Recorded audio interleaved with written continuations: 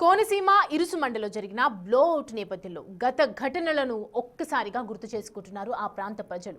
ఆనాడు కోనసీమ ప్రాంతంలో జరిగిన పాజిర్లపూడి బ్లోఅవుట్ భారత చమురు సహా వాయురంగ చరిత్రలోనే అతిపెద్ద ప్రమాదాల్లో ఒకటిగా చెప్తారు. ఇంతకీ ఈ ప్రమాదం ఎప్పుడు జరిగిందో చూస్తే 1995 జనవరి 8న సంభవించింది. ప్రస్తుతం డాక్టర్ బిఆర్ అంబేద్కర్ కోనసీమ జిల్లాలో ఉన్న పాజిర్లపూడి పి గన్నవరం మండలంలో ఉంది.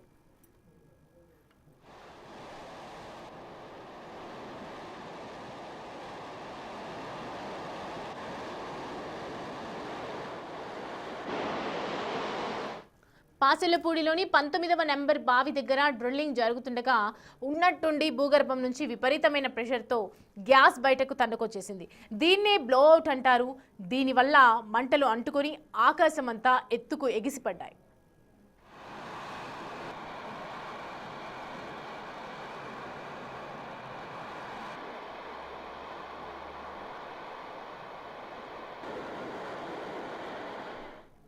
ఈ మంటల తీవ్రత 200 నుంచి 250 అడుగుల ఎత్తున ఎగిసిపడ్డాయని చెప్పాలి. ఈ మంటల కారణంగా రాత్రి కూడా పట్టపగల్లా కనిపించేది. 30 నుండి 40 కిలోమీటర్ల మేర ఈ మంటల కాంతి కనిపించింది. ఈ మంటలను అదుపులోకి తీసుకురావడానికి 65 రోజుల సమయం పట్టిందని చెప్పాలి. మార్చి 1995లో ఈ మంటలు పూర్తిగా ఆగిపోయాయి.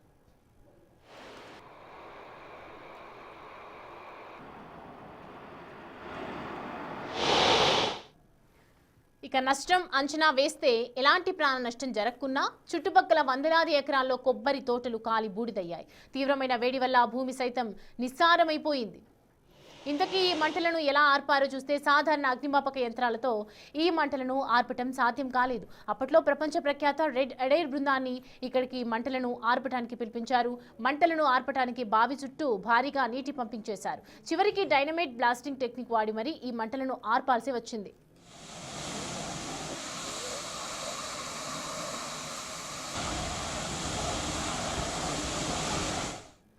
ఆనాటి బ్లోఅవుట్ ప్రభావం నేటికి ఉంది. ఈ ప్రమాదం తర్వాతే కోనసీమలో డ్రిల్లింగ్ కార్యకలాపాలపై ఒక అవగాహన వచ్చింది. ఆపై భద్రతాపరమైన ఆందోళనలు పెరిగాయి. Gas authority of India GAIL ONGC భద్రతా ప్రమాణాలు పెద్ద ఎత్తున పెంచాయి.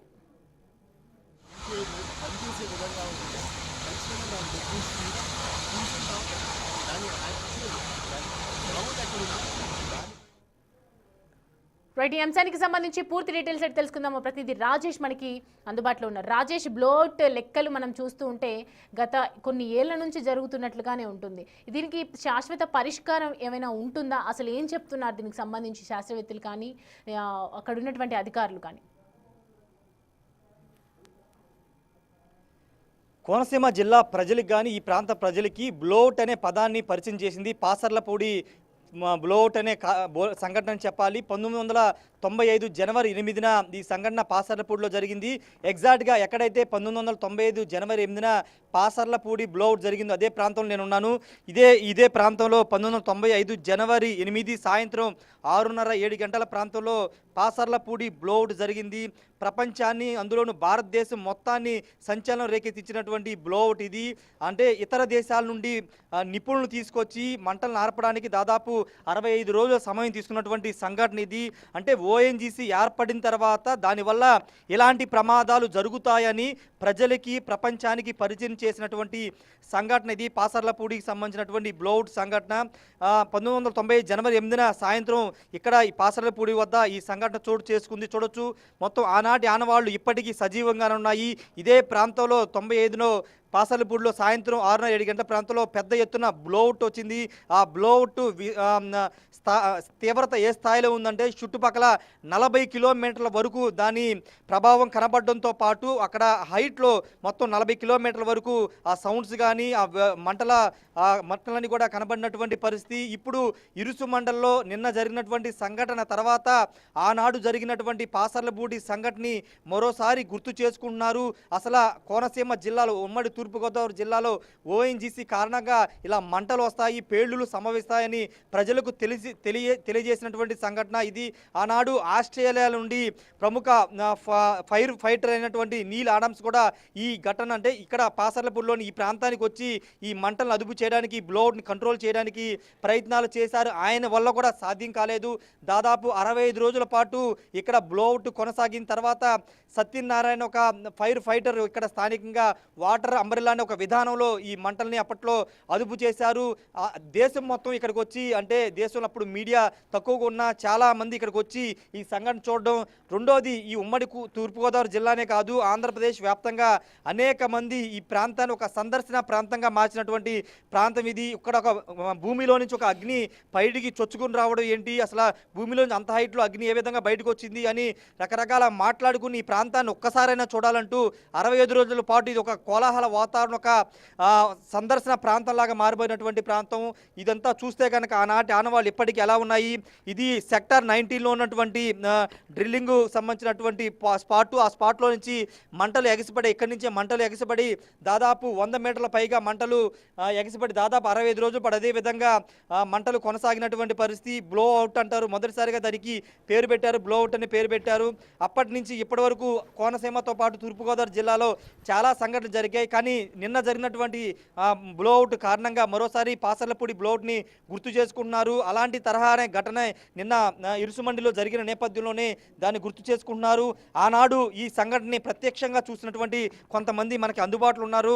వాళ్ళతో ఒకసారి మాట్లాడిద్దాం. ఆ రోజు ఏం జరిగింది, ఎలాంటి శబ్దాలు వచ్చాయో వాళ్ళతో మాట్లాడదాము. సార్, మీ పేరేంటి? పాసర్లపూడిలో 95లో జనవరి 8న జరిగినటువంటి సంఘటన మీకు గుర్తుందా? అప్పుడు మీరు ఈ సంఘటన ఎలా చూశారు? నేను భీమవరం వెళ్ళానండి. 8వ తారీఖున పొద్దుట నేను భీమవరం వెళ్ళాను. సాయంకాలం వస్తుంటే 6:30, 7 మయాన్ని సిద్ధాంతం బ్రిడ్జి మించి మంటలు కనిపిస్తున్నాయండి. మంటలు కనిపిస్తుంటే నేను డైరెక్ట్గా అమ్మాపురం వచ్చేసిన తర్వాత నాకు బ్లోఅవుట్ అయిందని తెలిసిందండి. అక్కడి నుంచి మా ఇంటికి గోపాలంకి రావడానికి వెహికల్స్ కానీ ఏమి కానీ పోలీసు వాళ్ళు కూడా ఎలా చేయలేదండి. నడిసి అలాగ మా ఇంటికి వచ్చి దాటదారులు వెళ్ళి మా ఊరు వెళ్ళాను గోపాలంగా. అప్పటికి అందరూ ఖాళీ చేసి ఎక్కడికక్కడ పరిగెట్టుని వెళ్ళిపోయారండి. అందరూని ఇంటి దగ్గర ఎవరో లేరండి. అంటే అప్పుడు ఎంత అండి, మీ వయసు ఎంత ఉంటుంది అప్పుడు? నాకు 27-28. ఇప్పుడు అంటే ఎన్ని కిలోమీటర్లు? దాదాపు 40 కిలోమీటర్లు దీని ప్రభావం కనబడింది. ఫైర్ సిద్ధాంతం అంటే దగ్గర 40 కిలోమీటర్లు ఉంటుంది సార్. అక్కడ ఎవరు కనిపించింది సార్, క్లియర్గా కనిపించింది సార్ సిద్ధాంతం బ్రిడ్జి దగ్గర.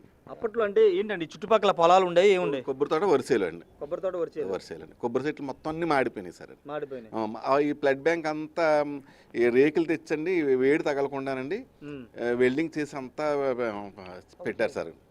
ఓకే, ఇంకేంటి సార్? ఆ రోజు దాదాపు అంటే ఇది ఒక పెద్ద సందర్శన ప్రాంతం అయిపోయింది. 65 రోజుల పాటు ఫైర్ని ఆపలేకపోయారు. అప్పుడు ఎలా ఉండేది ఇక్కడ వాతావరణం? ఇంకా నెచ్చు జనం అండి, దగ్గరగా 1,00,000 మంది ఉంటారు డైలీ అండి. 1,00,000 మంది అండి. అసలు ఎక్కడ మీకు ఎన్ని కార్లు అండి, ఎక్కడ ఇతర రాష్ట్రాల నుంచి కూడా వచ్చిన వాళ్ళు ఉన్నారు సార్. ఇతర రాష్ట్రాల నుంచి కూడా, ఇతర దేశాల నుంచి కూడా వచ్చిన వాళ్ళు ఉన్నారు సార్. చూడాలి. బాబాయ్ కూడా ఉన్నాడు, ఆయన ప్రత్యక్ష సాక్షి. ఆ రోజు ఈ పక్కనే పొలంలో అంటే వరి పంట కోత కోసి ఆ రోజు ఈడుస్తున్నారు. ఒకసారి మాట్లాడదాం. బాబాయ్, ఆ రోజు గుర్తుందా నీకు? ఆ రోజు ఏం జరిగిందో? సాయంత్రం 7:30 కండి బ్లోడ్ అయిందండి. ఒకసారి బడేల మంది అండి, బడేల మంది డ్రిల్లింగ్ చేస్తుంటే బడేల మంది అండి. బడేల మంది అండి ఏంటని మేము బయటకు వచ్చామండి. వచ్చి ఈ లోపల మంటలు పైకి వచ్చేయండి. ఈ లోపల పోలీసులు అందరూ వచ్చి వెళ్ళిపోండి అని పంపించేయారండి. మేము వెళ్ళిపోయామండి. ఇంచుమించు గోపాలంక, మామిడితోట, అల్లవారం, బాడుసుగురు, పోట్లపాలెం, అలాగే బాసులపూడి రేవు ఎందరూ కూడా పరిగెట్టిపోయారండి. ఎవరు కూడా నిలబడలేదండి. ఈ లోపల మమ్మల్ని కూడా ఎవరిని కూడా రానివ్వలేదండి. అదండి. అంటే ఎన్ని రోజుల పాటు ఈ ఫైర్ అలాగ ఉంది బ్లోఅవుట్? 65 రోజులండి. 65 రోజులండి. ఈ ఓన్ చేసే వాళ్ళంటే ఇవాళ అర్థం రేపు అర్థం అలా జరుపుకొచ్చండి. 65 రోజులు పట్టిందండి. ఇప్పుడు వల్ల కాలేదు వాళ్ళకి, వాళ్ళ కాలేదండి. 65 రోజులు పట్టింది. వచ్చినప్పుడు నీళ్ళు ఆడమని ఆస్ట్రేలియా నుంచి వచ్చి అతను కూడా లేకపోతే కోటిపల్లి చేస్తున్నాను గారేనండి. ఇక్కడ లోకల్ అతను, అదే మన ఆంధ్రవాడు అని అతను వల్ల అతను చేసి అతను ఆర్పేట్ కంట్రోల్ చేశాడు సార్. ఇంకేంటి బాబాయ్, అంటే ఆ రోజు ఎవరైనా చనిపోవడం కానీ ఎవరికైనా గాయాలు? డ్రిల్లింగ్ చేసే వాళ్ళు ఉన్నారండి. బయట వాళ్ళు ఎవరు కూడా అవ్వలేదండి. ఎవరికి కూడా దెబ్బ తగలేదండి. డ్రిల్లింగ్ చేసే వాళ్ళే కొంచెం దెబ్బ తిన్నారండి. అది కూడా బయటకు రానివ్వలేదండి. అసలు ఎవరు చెప్పనివ్వలేదు.